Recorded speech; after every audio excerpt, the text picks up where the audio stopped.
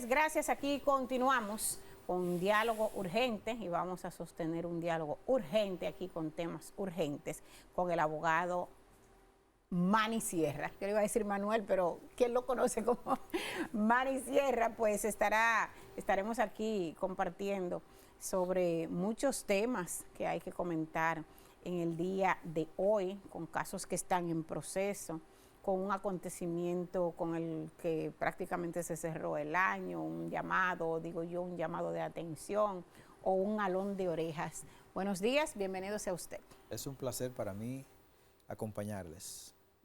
Yo quiero iniciar con eso que digo que prácticamente cerró el año y fue ese llamado de atención o esas observaciones que hizo la Procuradora General de la República a los fiscales.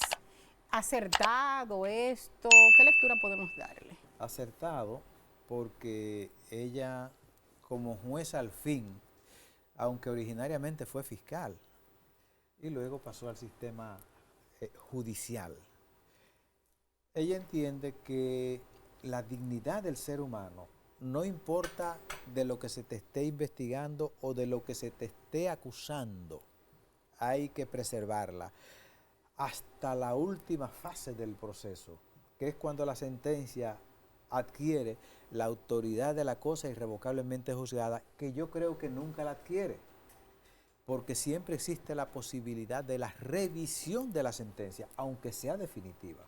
Por tanto, los procesos nunca en buen derecho son definitivos, y menos en el país que nosotros no solamente tenemos las instancias establecidas en el texto procesal, también tenemos la instancia a partir del 2010, que es el Tribunal Constitucional, que digamos no es una cuarta instancia jurisdiccional, pero sí es una cuarta instancia que vela y protege las garantías de los derechos fundamentales. Y hay otra, conforme a los derechos de los tratados, que nosotros los dominicanos la usamos muy poco y que posiblemente quienes más la han usado son la comunidad haitiana en el país, que es la Corte Interamericana de Derechos Humanos, que también genera decisiones que produce al interior de los estados rectificación de decisiones, y nosotros podemos tomar muy en América Latina, específicamente en Sudamérica, muchos casos que ha ocurrido así. Ponemos, por ejemplo, que es uno de los más paradigmáticos, el caso de Alberto Fujimori, que al revés comenzó en la Corte Interamericana, fruto de las denuncias de lo que se había cometido, con un grupo de guerrilleros, creo que se llamaba ese grupo Tupamaru, que fue de un grupo de jóvenes que estaba en unas alegadas actividades, y entonces un grupo de militares vestidos de civil los asesinaron, y ese proceso nunca se llevó a cabo una debida investigación. Y nosotros tenemos en el país el caso de Narcisazo, que todavía no se ha cerrado. El caso de Narcisazo está abierto en el país. Lo único es que no se ha terminado con esa investigación y Narcisazo todavía sigue existiendo como desaparecido. De manera que al final del día ese caso podría retoñar en algún momento, porque el sistema dominicano no le ha dado a ese caso la debida explicación ni lo ha cerrado todavía. Por tanto, nosotros tenemos muchas instancias que se desenvuelven en el camino, y sobre todo cuando comienzan los procesos, para aterrizar en la pregunta que me hace, la Procuradora General de la República, que es también una garante de los derechos fundamentales, porque si alguien tiene que garantizar los derechos fundamentales es el Ministerio Público, porque la Constitución y su propia ley orgánica así se lo impone. Entonces, los casos más sonados, digamos, de los últimos años, con temas de acusaciones de corrupción de una serie de funcionarios, que ya algunos están en su casa con una medida menos fuerte que la de prisión preventiva. Desde el inicio, en la prensa se ha manejado inadecuadamente, se han manejado inadecuadamente estos casos. Sí, porque se han filtrado estos casos con la finalidad de alguna forma, acorralar un poco al sistema de justicia. Y no se han hecho, todavía no se habían comenzado las investigaciones y ya se estaban imputando a esos ciudadanos investigados como culpables de unos hechos. Hay un principio fundamental universal, que es el principio de inocencia, que protege a todo ciudadano. En la medida que la autoridad comienza a hacer imputaciones de culpabilidad, está violando ese derecho fundamental establecido en la Constitución. ¿Por qué? Por un asunto sencillo. Porque es que en el curso de la investigación no solamente se investiga para que al final del día se condene, sino que también se investiga, establece nuestro texto procesal penal en el artículo 260, tanto para acusar como tanto para deslindar de que esa persona no tiene responsabilidad o tiene una responsabilidad menos complicada. O sea, no solamente en una investigación se busca culpabilidad o los elementos indiciarios, que aquí nos desbuscamos, hablando de prueba. Ninguno de esos procesos se puede hablar de prueba. Se debe hablar de pruebas indiciarias. Y esas pruebas indiciarias son pequeños destellos que con posterioridad, una vez que el ciudadano cruza el tamiz del juez, de la apertura a juicio, entonces a partir de ahí ya eso comienzan a ser más que indicios probatorios, pruebas, pero que finalmente pruebas son cuando el juez del fondo determina que esas son con las que te debe condenar. ¿Por qué? Porque muchas veces de las pruebas que el Ministerio Público tiene en el momento de pedir la medida de coerción o de los indicios que tiene al momento de pedir la medida de coerción, no son las pruebas o los indicios o no son las pruebas con las que te condenan al final, porque unas cosas son indicios para yo solicitar una medida de coerción, que son completamente distintas a las pruebas que se recuperan o se consiguen en el curso de la investigación para que a ti se te pueda condenar. Parecería como una especie de trabalengua lo que yo le digo, pero es muy usual en el lenguaje de los abogados. Una cosa es de indicios para yo mínimamente convencer al juez de que te debo colocar una medida de coerción con la finalidad de que en el curso de la investigación tú no estropees la investigación, porque tú puedas tener influencia o porque tú puedas amenazar al posible testigo, a la autoridad que te investiga, o que inclusive el propio investigado no sea objeto de desaparición. Es decir, es posible que haya otra gente que esté interesado en que esa investigación no avance y como tú eres el que maneja la información central, pretendan desaparecerte o que la persona se fugue, pero que yo entiendo que la fuga de todo el que investigan es la peor sentencia. Por un asunto lógico, porque el que se fuga entiende que todo el que se le para al frente y que todo el que viene detrás lo anda persiguiendo. Y yo creo que esa es la peor sentencia que puede sufrir un ser humano. De manera que yo creo que esas filtraciones a destiempo, más que fortaleza de las investigaciones, demuestra debilidades. Y lo hacen con la finalidad de, inclusive de afectar el sistema de justicia. Porque en la medida que el juez se siente un poco acorralado, que es lo que yo creo que ha venido ocurriendo aquí, que los jueces, por temor a las críticas sociales y sobre todo por temor a través de redes, que son plataformas que hace para nosotros y para ustedes los periodistas, digamos 15 o 20 años, creo que en los últimos 10 años no existían, solamente existían los medios de comunicación, que eran los tradicionales, los periódicos, la radio y la televisión, y que desde luego eran mucho más cuidadosos al momento de difundir cualquier información en contra de un ciudadano. Lógicamente por las responsabilidades que difundir una información que no se corresponde con la verdad de difundir una información no veraz, entonces entrañaba o entraña todavía algunos niveles de responsabilidad en contra de quien lo hace. Eso no ocurre con las redes, que yo entiendo que al final del día los estados tendrán que ponerle algún tipo de límites o por lo menos de legislaciones para poder controlar todo lo que fuera de la ética se produce a través de esas plataformas, donde en este momento tú eres un hombre serio, una persona seria, y a razón de segundos ya tú pierdes todo eso, porque cualquier insolvente, carente de ese elemento subjetivo, que en periodismo sí se establece desde que tú comienzas a dar las primeras materias de la carrera, que es la parte simbólica ética.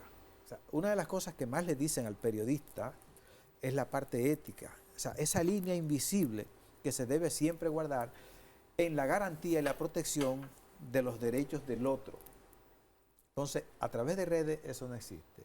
Y yo creo que un ala del Ministerio Público, no toda, un ala del Ministerio Público, posiblemente apoyado por organismos internacionales que tienen unas políticas a nivel de América Latina de combate a la corrupción, se sienten protegidos por esas instituciones y entonces creo que se han desenfocado un poco en el resguardo del debido proceso de todos los ciudadanos, que hay que preservárselo. Mire, en el caso Medusa, de los tantos casos develados con las operaciones puestas en marcha por el Ministerio Público Independiente, independiente porque así se le ha llamado. En ese caso, ¿se ha violado el debido proceso con el ex Procurador General de la República? ¿Se han cometido injusticias con Jean Alain Rodríguez? Sí, creo que se han cometido desde el momento mismo que se acudió con más de 25 fiscales detrás a solicitar una medida de coerción. Y creo que antes, y escúchame que me aparte un poquito, fíjese lo que ha venido pasando, es que una investigación no solamente comienza con la formalización. Para nosotros los abogados, la formalización de la investigación se inicia cuando se solicita la medida de coerción. En el caso del ciudadano Rodríguez, previo a la formalización de esa medida de coerción, ya había una investigación en curso. Por eso, cuando él trata de salir del país, se encuentra que había una medida de impedimento de salida, inclusive sin que la autorizara un juez. Y ya eso entraña una violación grosera de parte de las autoridades que impusieron esa nota preventiva en el sistema de salida de migración. Y fíjese que la autoridad que está sujeta a proteger la ley es la que terminó violando la ley. Y eso en cualquier sistema de justicia organizado debería o debió llevar algún tipo de sanción. Eso se quedó así.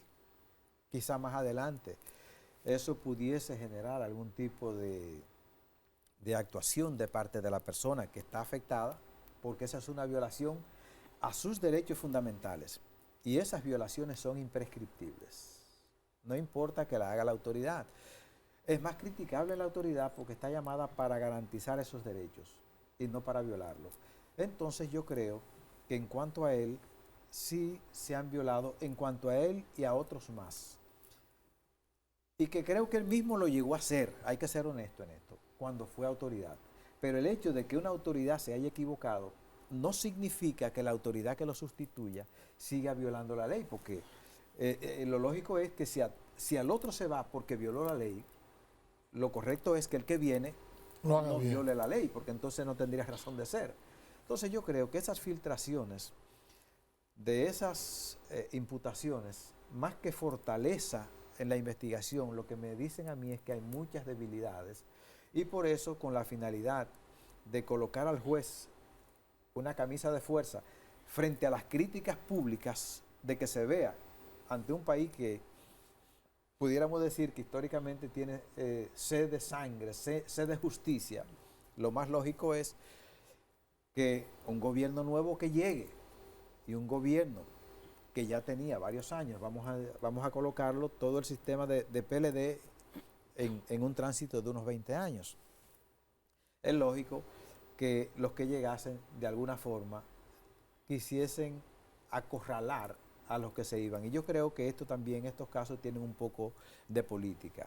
Quizás este discurso mío no resulte agradable al oído de mucha gente, pero yo creo que estamos en un proceso político y jurídico.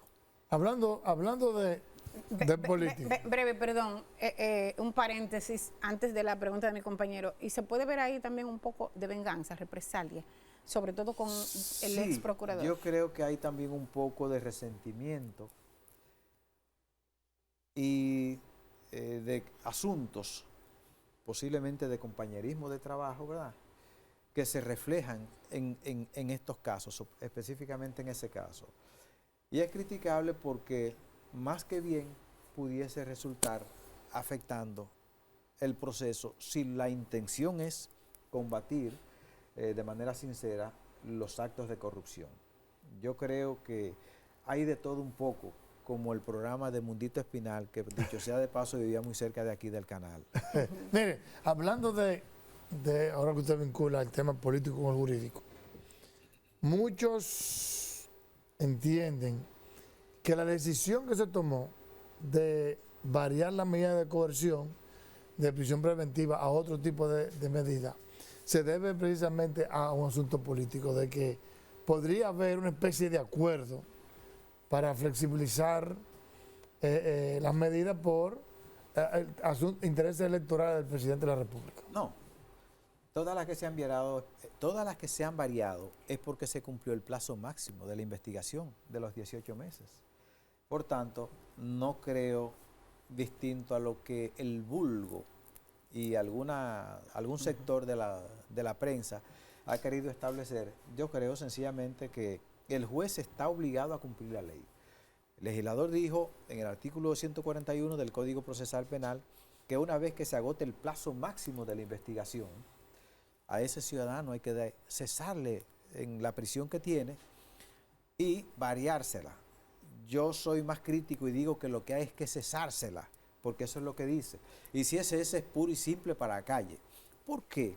Porque ya el plazo de la investigación en este tipo de casos que se decretan complejos por la cantidad de personas que intervienen y por lo difícil científicamente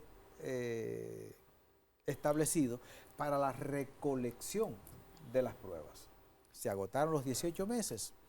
Y si el Ministerio Público en esos 18 meses, que él mismo se puso límite, porque tú puedes llegar a una investigación a cabo sin tener que llevar a cabo una medida de coerción, se puede llevar. Y ahí el Ministerio Público goza de todo el plazo, de 5, de 3, de 4 años, de lo que fuere. Pero en la medida que el Ministerio Público formaliza la investigación, entonces los plazos corren en su contra. Por tanto, yo lo que creo que aquí es que los jueces que habían venido siendo un poco parcos en tomar esas decisiones, no le quedaba otro camino que cumplir con lo que dice la norma, porque si el juez no la cumple, entonces el juez estaría violando la ley y la Constitución y sería objeto de un proceso serio también en su contra. Yo creo que llegaron los 18 meses y a los jueces no le queda otro camino que poner en libertad a esa persona, porque ya el Ministerio Público agotó la fase de la investigación, que fue para eso que le dieron el plazo. Mire, me dice el coordinador que tenemos 1 minuto y lamento que sea un tiempo tan breve para lo siguiente. ¿Por qué se ha recurrido en estos últimos tiempos, se ha incurrido en hacer, desde mi punto de vista, una norma, una regla de lo que es la excepción en medidas de coerción, prisión preventiva? Por eso tenemos las cárceles llenas de ciudadanos. ¿Por qué? Porque la autoridad, que es la responsable de darle seguimiento una vez que a un ciudadano lo ponen en libertad, no cumple con eso. Y entonces pretenden que sean los jueces que se conviertan en autoridades de puerto, de helipuerto, de frontera, a los jueces, ¿verdad?, para que tengan que custodiar a todas las personas que le ponen en libertad. En los países desarrollados, a todos los ciudadanos, salvo algunos casos, ¿verdad? Al Chapo Guzmán no le conceden la libertad. Después, en todos los casos conceden libertad, porque una vez que esa persona esté en la calle, es al policía, es al fiscal, es a la gente de puerto, es a la gente de aeropuerto, a la autoridad, que le corresponde tener bajo resguardo o bajo visión a la persona que le conceden la libertad. Eso no es más que un sistema al que criticamos que hoy tenemos. Vivimos en un sistema, hoy yo creo que tenemos un sistema más inquisitorial que el que teníamos hace 20 años para atrás, aunque ustedes no lo crean. Hoy, que se presume que debemos tener un código de mayores garantías, el sistema se ha venido convirtiendo en lo que éramos hace unos años, hacia atrás. Criticamos un código que cambiamos y hoy el sistema es más inquisitorial y el Ministerio Público es menos independiente que lo que era antes, aunque parezca mentira. Gracias, doctor. ¿Cómo no? Gracias a ustedes. Gracias, Manny Sierra, abogado, con ustedes. Urgente.